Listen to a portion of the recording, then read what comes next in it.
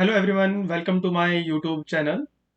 Today we are going to discuss about digestive system, which is also known as alimentary canal. Do you know the length of alimentary canal is 9 meter? We start from our mouth. In mouth,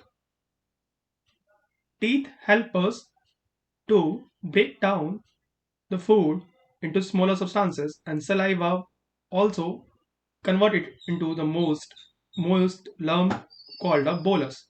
Saliva also contains enzyme which start converting the carbohydrate into the sugar. Salivary glands, which secretes the saliva.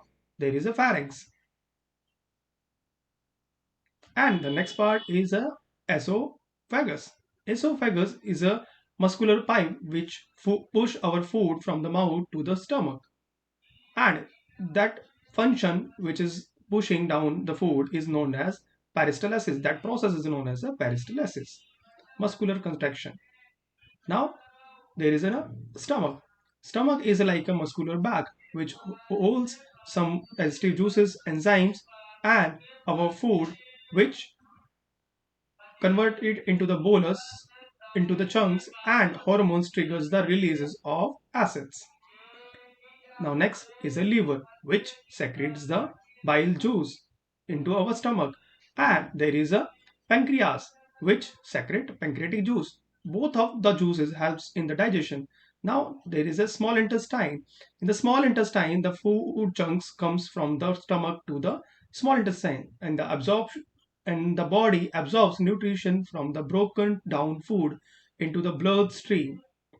In the small intestine, in the large intestine, the next part is the large intestine. In the large intestine, absorbs water and waste produce products of digestion become stool. Now the another part is rectum, and that last part, that is known as the anus, from which our stool comes out. Now thank you for watching our video. Like our video, share and subscribe to.